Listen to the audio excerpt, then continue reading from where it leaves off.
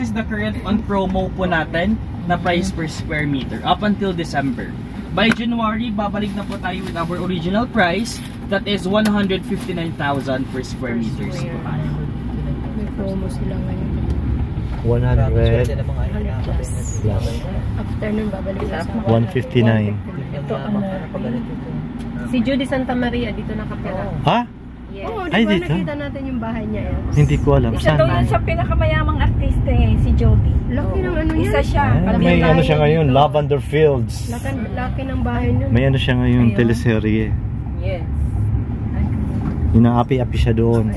So again, welcome to Amore at Portofino. So as of the moment, yung inventory natin for this community is only 15 lots na lang tayo yung natitira for Amore. And of course, sa Amore po natin makikita yung the last and one and only natin na ready for occupancy natin na house and lot for Villar City. Okay. Ito nakuha na So ito, sakop ito ngayon ng Muntinlupa? Hindi, ano na? Cavite. Ano na to? Dasmariñas. Dasmariñas, Cavite.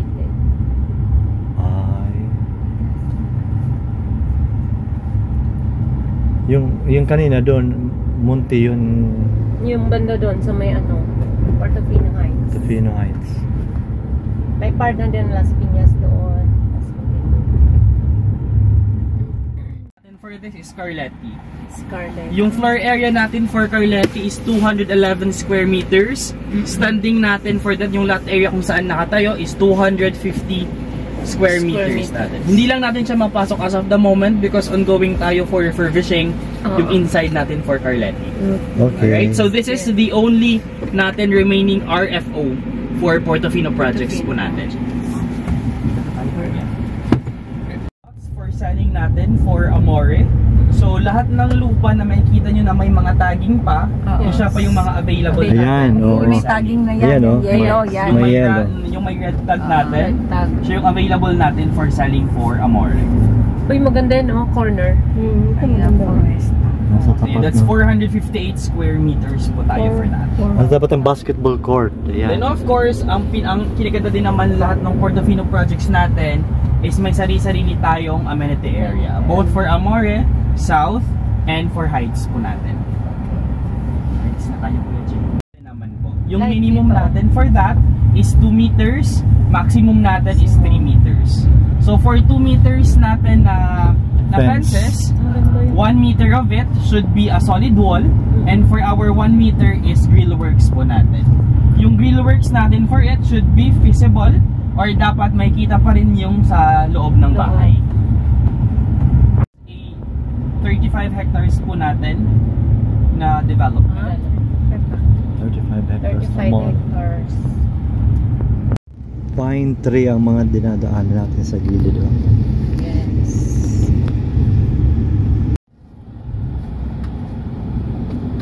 Nung banda yun si Judy Santa Maria. Lapit sa clubhouse yun.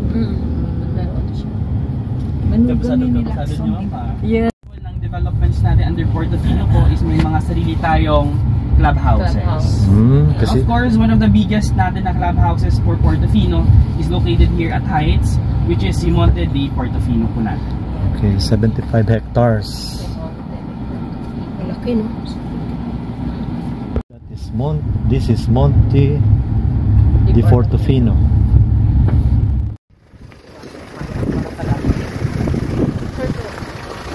Hindi na sinara yung pinto. Sorry. So this is po yung new phase po natin for Portofino Heights.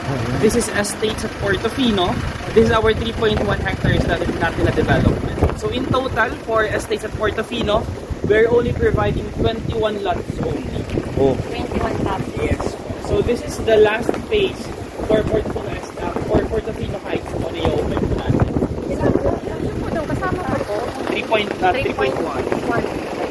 Tapos ano lang ka?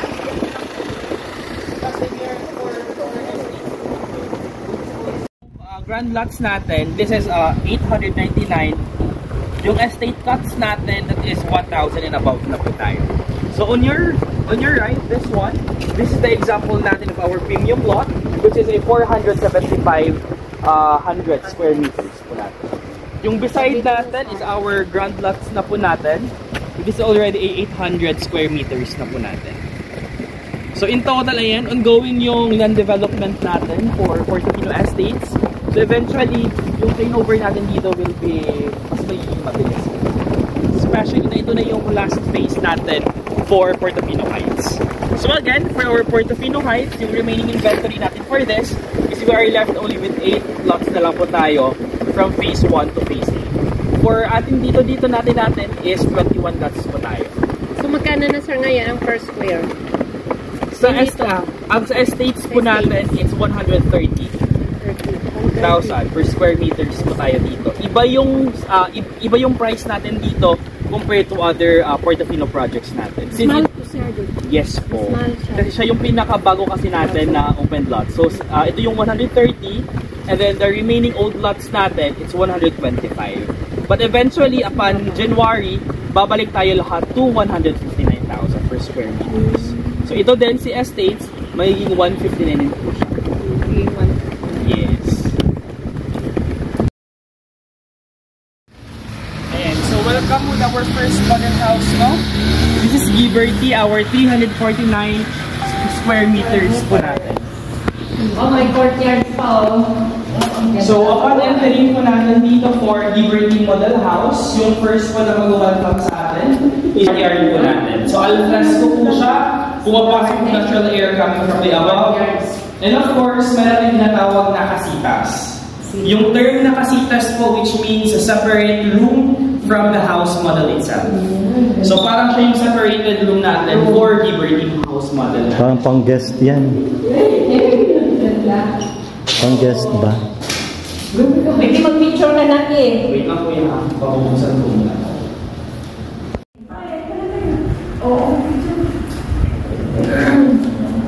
Courtyard. So as we explore the ground floor po, we also have in here our maids and drivers room din po, located on the kitchen area. Maids room. Magiging driver na lang siguro ako dito. Katulog, pwede na. Di ba? Iniba na lang yung style, sir. Grabe. Ganda. Oh, may TV pa. Heights. Para sa maid to, no? Maid at saka driver. Yes. Bird's nest nila yan dyan. Katabi sila. Bird's nest, no? Ito yung ano. Ang kada naman ito, may ikot. Yeah. Wow.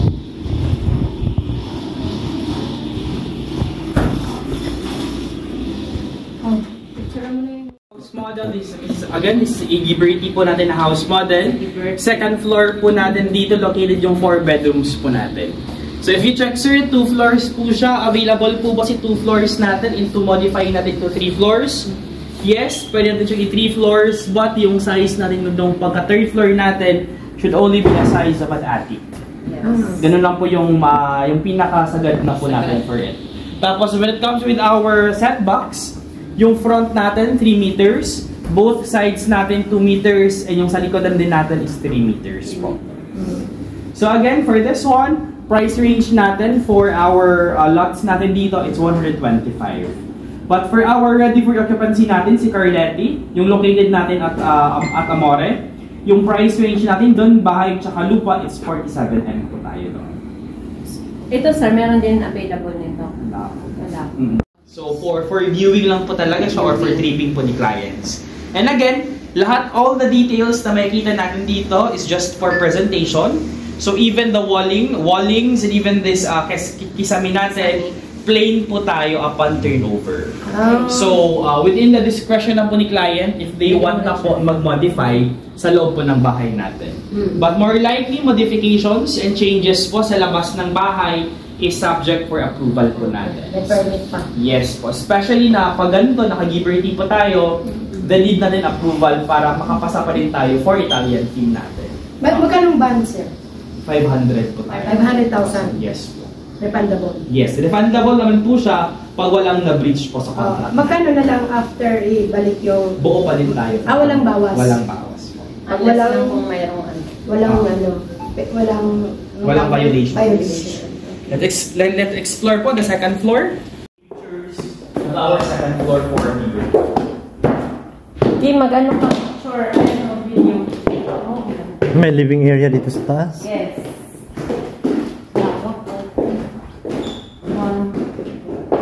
Tapos diretso na ng room.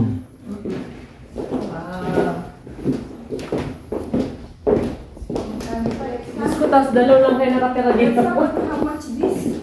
60 million. 60? Diyos mio, Marimar. Ito yung ano, ito yung Tapos dalawa lang kayo nakatira dito. masters. Mumultuhin kayo rito. Hi! Grabe! We are on the documentation for the benefits of the other property consultants. Bilhin na natin yun. Bilhin na natin. Ginabilin nyo na. Makikita na lang kami kahit mga driver kami. Oh. Grabe, Jen. Nakakalola sa ganda. Kaya ni...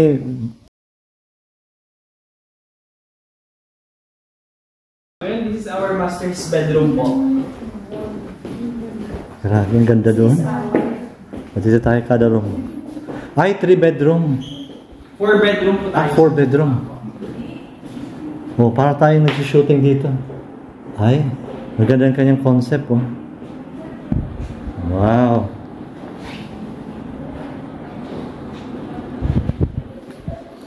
Kasi yung isang room nasa baba pala. 3 bedroom sa taas. Buksan natin. Ay, sarado. Tumira si Miss Camille po. Ah, So, may mga Private. gamit lang tayo nakalagay sa isang bedroom kaya di natin siya pwedeng pasukin. So, nakalock lang. kay Camille, ano pala Yes yan? po. Mga gamit siya ni Miss Kay Madam. Exclusive. Okay. Parang ito, may hagdanan. Parang kunyari may library. Parang bookshelves. Ito, spiral stairs.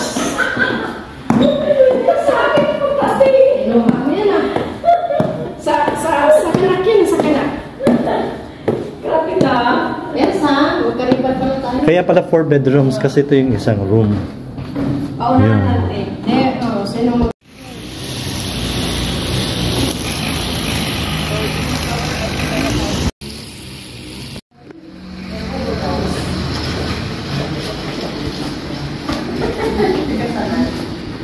Mayroon dito living area. Diretso toilet. Anong model unit ito, sir?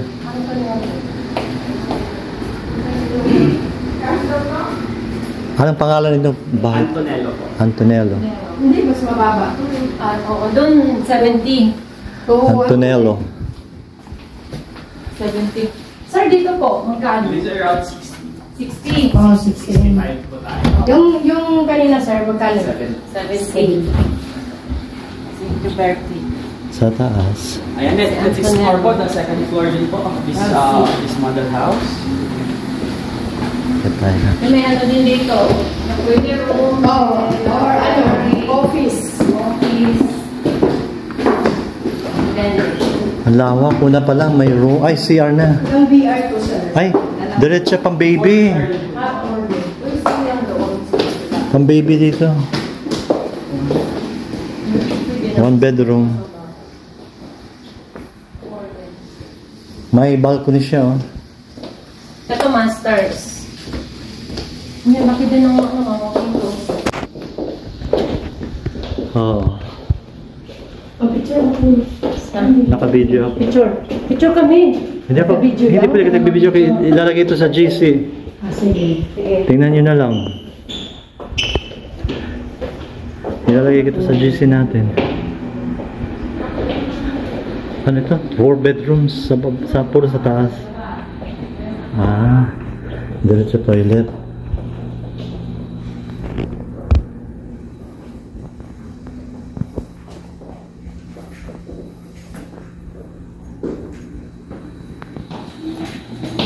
Dami lang sa lamin. Ang laking salamin. Ito, walang toilet. May toilet din. Ito. Green ang kulay. The aircon pa. 4 bedrooms, puro na sa taas. Ito sinasabi ko, cathedral ceiling. Ba? Ayan.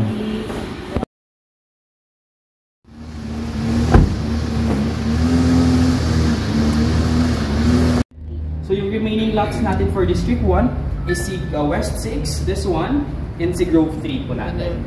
Ito na yung remaining natin na lots for our Foresta project. For our condominiums, wala pa tayong open for condominiums, no? Subject pa natin siya for launching baka next year or the following years pa po natin. Okay. This is also our Amore project. So as you have noticed, yung boundary lang po talaga natin from Foresta to Amore is yung walling lang talaga ni Amore condominium, ng Amore subdivisions po natin. Ayan. So this is the entire Amore project natin. This one is our Portofino South, which is once again, yung inventory natin for this is only 2 lots na lang po tayo. So exploring that way is going to our Portofino Heights, which is located in this area na po. So if you check, sir, saan po banda yung golf course natin, no? Dito yung golf course natin. So if you check, yung Foresta Cafe natin is andito. Oh, yeah. Andito po tayo. And dito yung golf course natin na ilalagay. 65 hectares po tayo. Again, so for our Foresta, again, our price per square meter natin dito is 200 to 200,000 per square meters. For our Portofino projects, lahat, it's 125. Except for our... So the minimum lots is... Dito natin is 800. 800 to 1,000 po tayo. So yung pinakamaliit natin ngayon na size, we have si West 6, which is 916 square meters po tayo. Teka lang, sir. So, itong mga Condominiums po to and offices po tayo. Okay, So, as of the moment, ito pa lang yung pre-sale natin for District 1. Ito is for launching. Ito po is for commercial areas na po natin. Itong mga ganyan. Yes. Mga kondo. Saan po nga ng mga kondo? Mga credit. Wala pa. Sa lots muna tayo. Yung probable opening natin for condominium next year is Ferrari. It's located po siya in this area. So ito ang 3,500 Square meter. Hindi pa po ito yung 3,500 hectares. Hectares. Maliit pa lang po ito. Hindi pa siya So this is parang portion pa lang po ito ng 3,500 natin. So imagine gano'ng kalaki yung development natin for Foresta, like for Villar City natin. Asan ko po sa GC natin? Apo. May link naman po tayo. Sige. May questions pa po kayo? Ay, sir, by the way, ito dito na portion, ano po yan? For the For future? now, wala pa po tayong development for that. But given, baka dyan ilalagay yung 1 million trees po natin for Foresta. Oh. Yes. Kasi di ba still, yes po. Kasi di ba for entire Villar City, we are targeting around 10 million trees.